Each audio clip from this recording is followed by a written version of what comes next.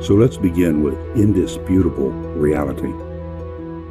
Here's a screenshot of a page on the Seattle and King County Public Health Department website, a site which, in my opinion, is one of the world's best examples of a local government agency actually providing useful information. On this page, they address the possibility of finding a rat in your toilet and what to do about it, a topic most health agencies ignore, despite the fact that it's a common threat to public health. To see how common, let's look at their map of 2008 and 2009 rat in toilet complaints. Here's a portion of the map showing 57 reports in 2008 and 84 in 2009. That's 141 rat in toilet reports from just one city in a 2-year period. And I suspect that these numbers are low, because if I found a rat in my toilet, I would just cuss a little and then deal with it. It wouldn't occur to me to report it to a government agency, and I suspect that most people would do the same.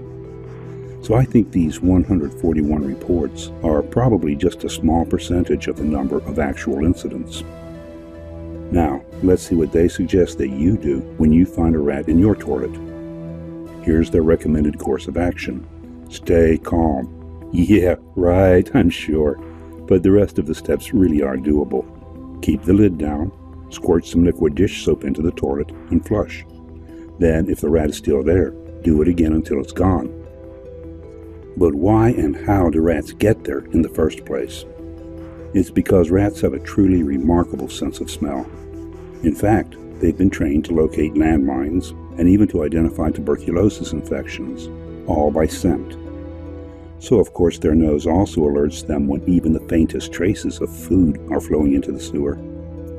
Then, like bloodhounds, they follow the scent to the source, which is probably the drain from your kitchen sink or garbage disposal. But those drains are too small for a rat to climb through. So, like a rat in a maze, which is exactly what it is, it looks for another route and finds your toilet drain, which it can easily climb through. Now, let's take a closer look at their illustration. This is great.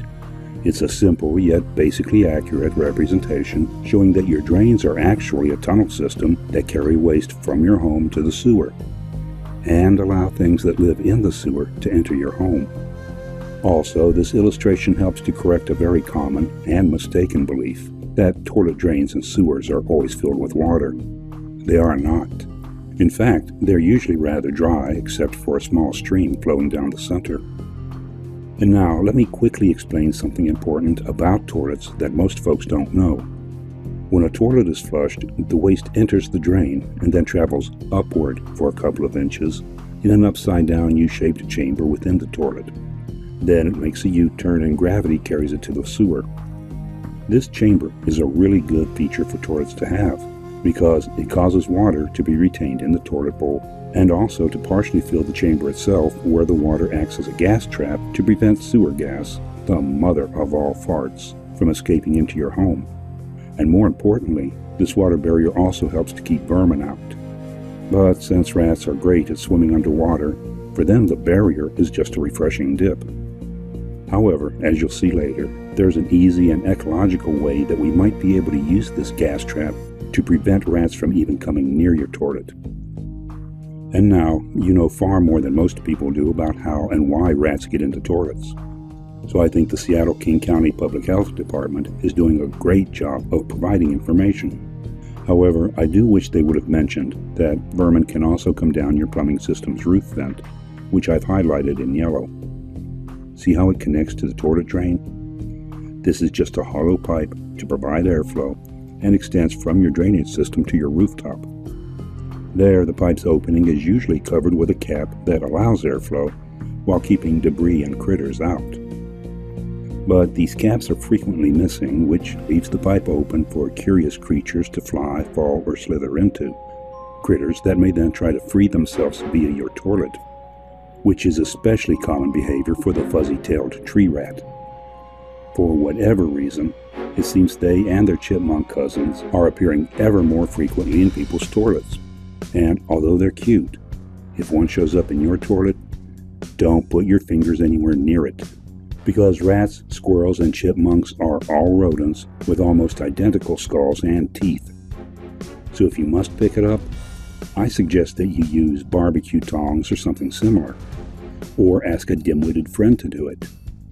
And if the idea of finding a squirrel in your toilet sounds far-fetched, in the Mansfield News Mirror is a story by Amanda Rogers, a journalist who personally experienced the excitement of finding a squirrel in her toilet. But we were talking about rats, like these, as nasty as the sewer itself, always hungry, and with that amazing sense of smell leading them to you if they smell food. Like those dinner leftovers that you put down the garbage disposal, which smell far tastier than anything else in the sewer. At least let's hope so. And while we're here, notice how little water there is, which is about normal. Also, see how that fellow on the left seems to be peeking out from a tunnel? Well, at the other end of that tunnel is someone's drains and their toilet, maybe yours. So if he smells food, he can simply follow the tunnel until, jackpot, he's out of the sewer gases and smells food nearby. For a rat, this is heaven. So, hallelujah, let's eat. However, as illustrated by this story in the Daily Telegraph, if someone happens to be sitting on the toilet at the time, as was this disabled woman when several rats appeared, sometimes things don't work out so well. But this is not to imply that the rats tried to eat her because they were mean or evil. You see, the rat is in the toilet because it's actively searching for food. And to a hungry rat, these are fresh hams. So it's understandable that the rat just digs in, especially if it smells blood. But hams are reserved for the really big rats that can easily stand up in the toilet while they eat. A medium-sized rat will be treading water, trying to keep from drowning. What he wants more than anything is out. And glory be, do you see it? A lighted doorway to freedom is beckoning him from above. And without eyes in her butt, this lady won't even know he's there. Until she suddenly feels his needle-like claws digging into her, and in the slow-motion time distortion of total horror, watches as a live rat, a cold, wet, fecal-smelling sewer rat, climbs out from between her bare thighs and leaps to the bathroom floor. And here's an interesting fact. Did you know that death from a heart attack while on the toilet is actually very common? Really it is, and invariably it's attributed to straining. But what do you think? Might there be triggers other than constipation for some of those heart attacks?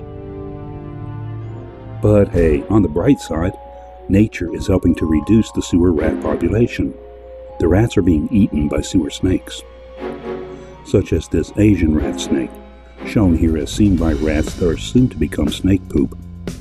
And although it's attractive, it isn't the smartest of snakes. For example, one day in Taiwan, a snake similar to this was hunting rats when it came upon a septic tank with a crack in the lid. Thinking there might be rats within, it entered through the crack and followed the drain to the toilet, all the while hungrily seeking a rat, but finding none. Then, while lying in the toilet bowl, perhaps trying to manifest a rat, a man came in and without looking in the toilet, dropped his pants and sat down. The snake tried to eat the man's penis. Hey, who's giggling? Stop that. This isn't funny. Unless, of course, you imagine him walking into the emergency room with the snake still attached. Anyway, after reading the story in the Telegraph, it became clear that the incident was a loss for both parties. In the end, the man had to go to the hospital, and the snake had to go hungry. So ladies, the moral to the story is, look before you leak. That action alone will usually help you avoid a Yui.